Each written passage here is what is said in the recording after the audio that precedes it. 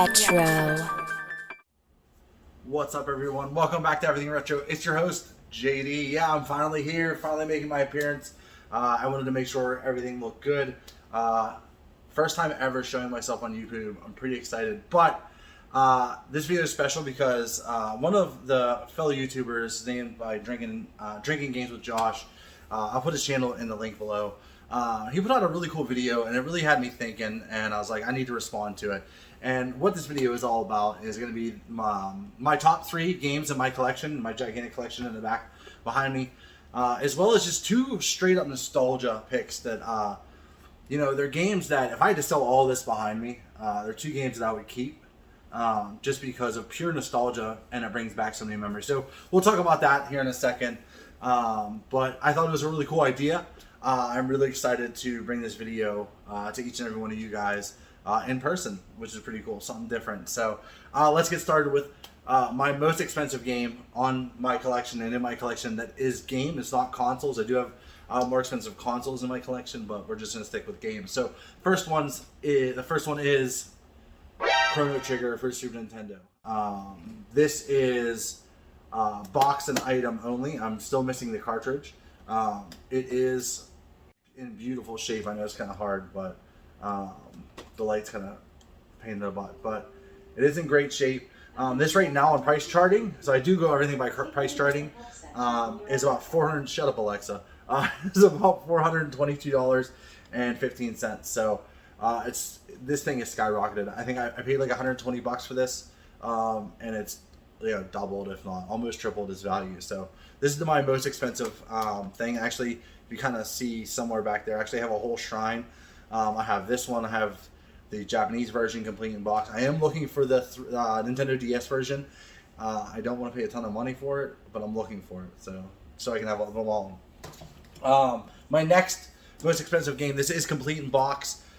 This game currently goes for $277 on price charting, and that is one of my favorites. I didn't ever play it honestly until I bought this, and it's horrible. I'm a horrible person, and I've always wanted to play it, but it is Conker's Bad Fur Day. And this game is so much fun. This game is completely, it's got some cat fur on it because of the cats. But this is complete in box. This thing is in great shape. I got this for a steal from a local game company. So, this is the second most expensive and super fun game. Super fun game. My last most expensive game in my collection here that you see behind me is a little it's right behind Conker's Fur Day, and that is Super Mario RPG. I know the letters are all backwards, but it is what it is. I'm filming myself. But it's Super Mario RPG. This is complete in box, which is great. This thing is fantastic shape. Again, I found this at a local game store too. Didn't pay too much, but it has rose significantly, and it's worth like $273.15 right now. So not too bad, right? Not too bad. I know there's 3 super heavy hitters. I just happen to get lucky with them, to be honest with you. As I mostly do, most of my collection comes from flea markets, local flea markets where I live here in Florida. I just happened to get lucky, super lucky. So let's move on to 2 games that I am super nostalgic for. That if I did have to sell all of these, I would keep both. So let's start with the first one, and that is, I grew up, I'm old, not really old, but I'm old. I grew up, my first system that was given to me for Christmas was the NES, the original NES. So my heart will always be with the NES. My NES collection is getting there, slowly but surely, it's getting there. So with that being said, Paperboy. Paperboy brings back probably the most memories. I used to be a Paperboy as a kid. I remember getting home from school, doing my homework, going outside to play. Most kids don't do that anymore. But going out, playing in the woods. As soon as it gets dark, I came home and I sat and played Paperboy all night until I had to go to bed. This game just brings back so many amazing memories for me. I don't know, man. I used to go, I used to go up in the attic because that's where we had our video game system. Sit there with my younger sister and we played Paperboy. I still can't get past a whole week, even in this game now. I fail at I usually have all black houses by a Thursday. Yeah, It's probably because I break a lot of the windows, but you know, it is what it is. It's fun. My second game that I couldn't live without, which I actually just recently picked up probably a couple months ago. I really wanted it in my collection, but God, the price went up for it. I don't understand. But my second system that I ever had, well, my uncle had it and they gave it to me, was Sega Genesis. So I had a lot of systems as a kid. I was lucky, and it was mostly because of my uncle. You know, he's a great person.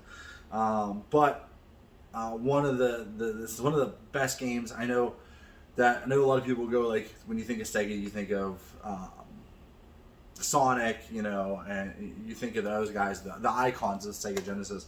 You know, when I think of Sega, I think of this game, and that is Mutant League Hockey. I grew up playing Mutant League football. Then I am a huge hockey fan. Big Pittsburgh Penguin fan. That's where I'm originally from, even though I live in Florida now. But I grew up playing hockey. I love the sport. It's my favorite sport. And the fact that this game, I know it's kind of tough, but you were able to, like, just like Mutant League football, you were able to, you know, kill your opponents. Like, if your teammates died, you had to go get new ones.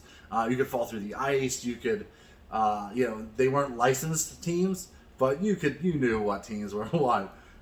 This game was so much fun.